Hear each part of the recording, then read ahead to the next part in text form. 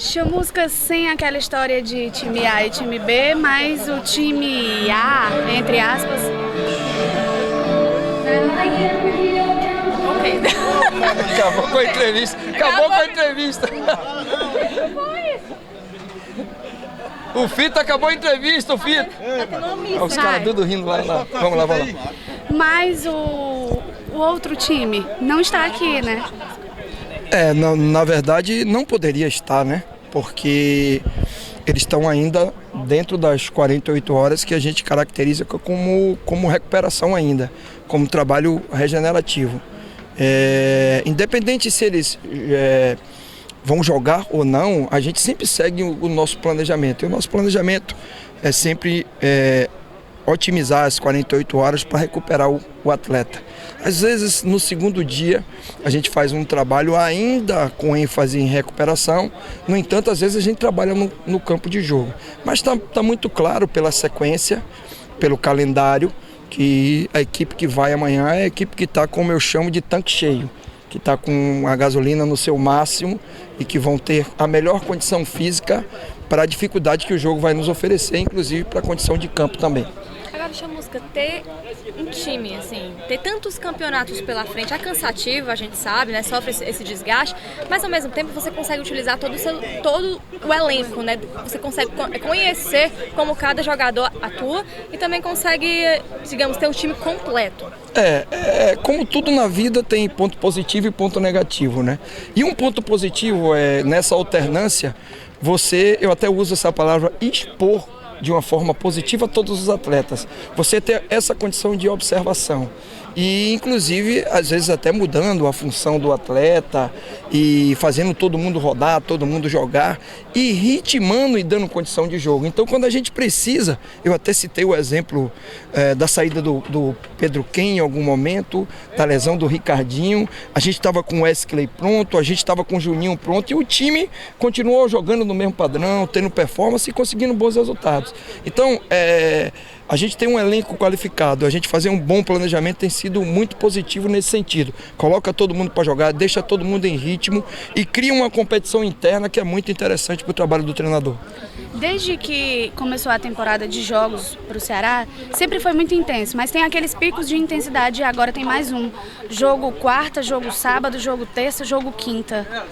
Eu acho que é assim, né? Quarta, Ferroviário, sábado, Sampaio Correia. E Terça, Iguatu, quinta Atlético do Paraná e, se eu não me engano, sábado ou é domingo também tem. Domingo ou sábado? Eu tô mais perdido que cachorro quando cai de mudança, de tanto jogo que tem. Mas o que a gente faz, na verdade? A gente procura pegar o calendário de jogos e fazer um planejamento assim prévio em relação à sequência dos jogos e criando essas situações, né?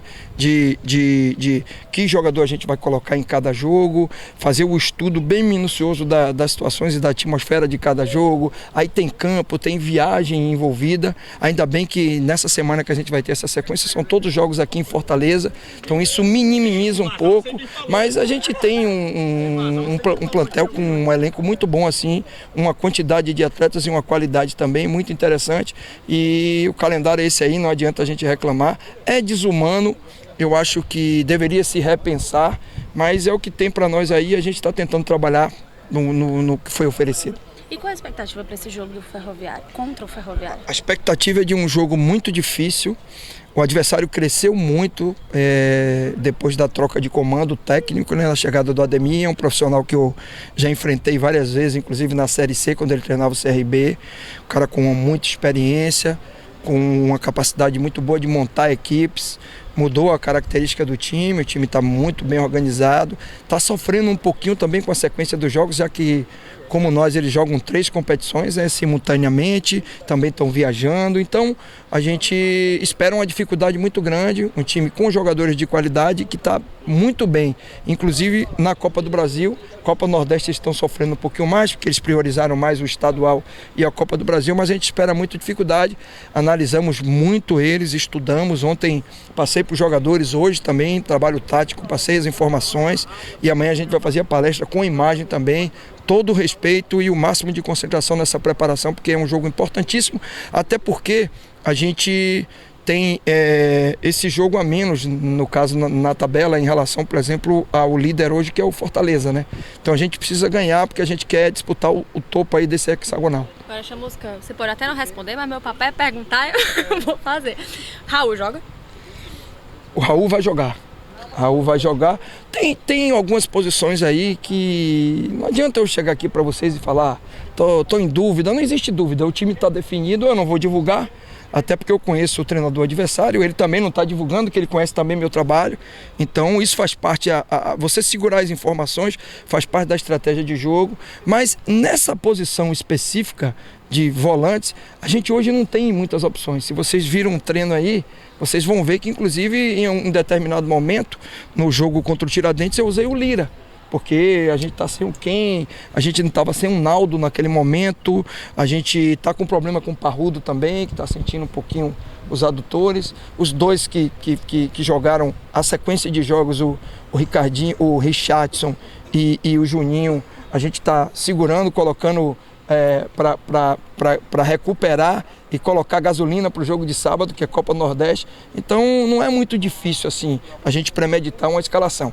Talvez o mais difícil para vocês aí é o encaixe do quarteto ofensivo, que aí eu tenho muita opção para encaixar, mas da linha defensiva até os volantes é mais ou menos a base dessa equipe que vem jogando o estadual, que jogou contra o Maranguape, que jogou contra o Uniclinic, que jogou também contra o Tiradentes.